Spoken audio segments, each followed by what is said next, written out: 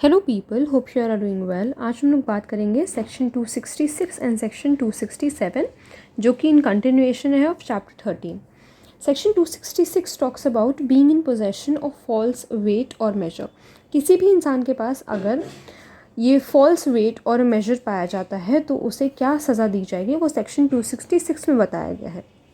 If any instrument for weighing or any of the weight or any measure of length or capacity knows to be false intending to be used, उसे पता है कि वो गलत है, उसके बाद भी उसने अपने पास उसको अपने पोजेशन में रखा हुआ है, उसकी इंटेंशन है कि वो उसको यूज़ करेगा, ठीक है, तो उसे पनिशमेंट मिलेगी जैसा कि सेक्शन 264 में बताया गया है। सेम है मतलब पनिशमेंट यहाँ पर सारे सेक्शंस में। सेक्शन 264 में क्या पनिशमेंट बताई गई है? 1 साल की इम्प्रिजनमेंट और फाइन, या फिर दोनों चीज़ें, 1 साल की इम्प्रिजनमेंट भी plus fine. A mere possession of a false weight and measure is enough to invoke the provisions।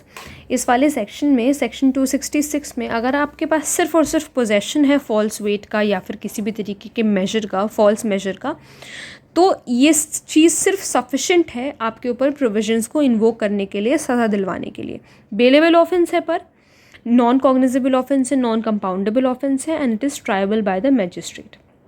Essential ingredients भी देख लेते हैं ताकि और आसानी से समझ में आए। तो weights and measures must be wrongful होने चाहिए, फ्रॉड होने चाहिए, फॉल्स होने चाहिए।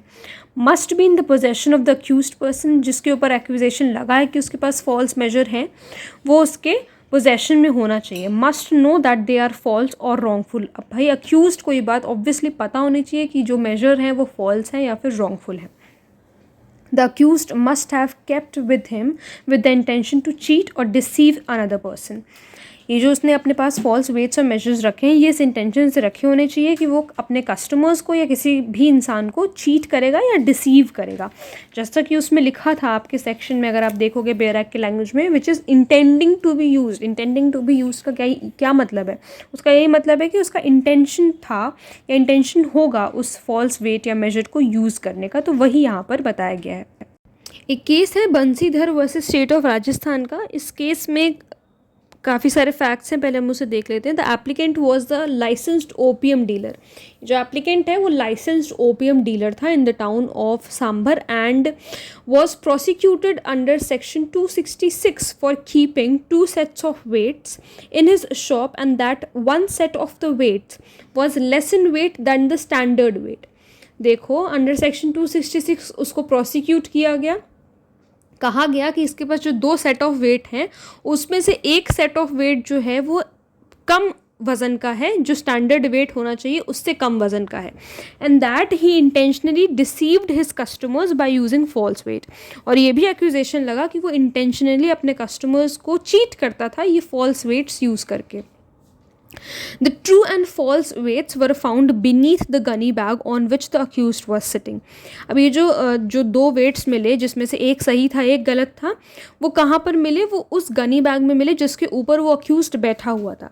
The court held that the accused possessed false weight। Court ने कहा कि इसके पोजेशन में थे false weight, जो कि सेक्शन 266 में बताया गया है कि अगर आपके पोजेशन में false weights होते हैं, वेट या मेजर, तो इनफ है, इतना सिर्फ पोजेशन ही इनफ है इस सेक्शन को इन्वोक करने के लिए।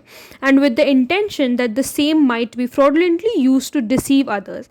और कोर्ट ने ये भी ऑब्जर्व किया कि इसका ये भी इंटेंशन हो सकता था कि अपने कस्टमर्स को डिसीव करता हो या दूसरों को डिसीव करता हो। Hence the accused was found guilty. So इस सेक्शन के चलते अक्यूज्ड को कोर्ट ने कहा कि ये गिल्टी है, उस पर सेक्शन 266 लगाया गया।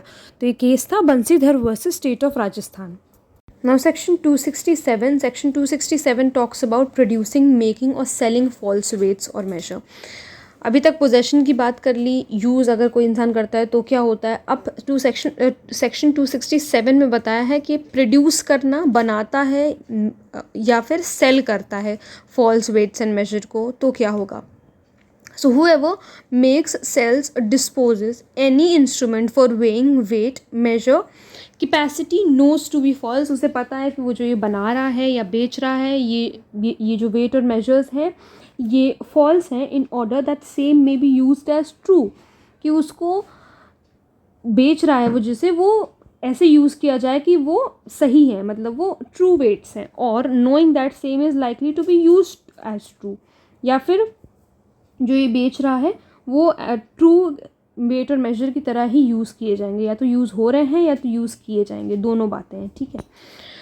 तो अगर ऐसा होता है तो इस सेक्शन में भी सेम पनिशमेंट है एज सेक्शन 264। सेक्शन 264 में क्या पनिशमेंट थी, 1 साल की इम्प्रिजनमेंट और फाइन और बोथ, ठीक है। ये बेलेबल ऑफेंस है, नॉन कॉग्निजेबल ऑफेंस है, नॉन कंपाउंडेबल है, and it is triable by JMFC यानी कि जुडिशियल मजिस्ट्रेट फर्स्ट क्लास।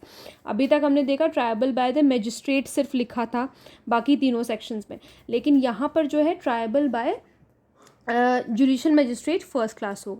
तो हम लोगों ने चैप्टर 13 कंप्लीट कर लिया है। अगर कोई प्रॉब्लम है तो please let me know in the comment section, और अगर आप लोग इस टॉपिक पे वीडियो देखना चाहते हैं तो वो भी प्लीज़ मुझे ज़रूर बताइएगा। Thank you so much.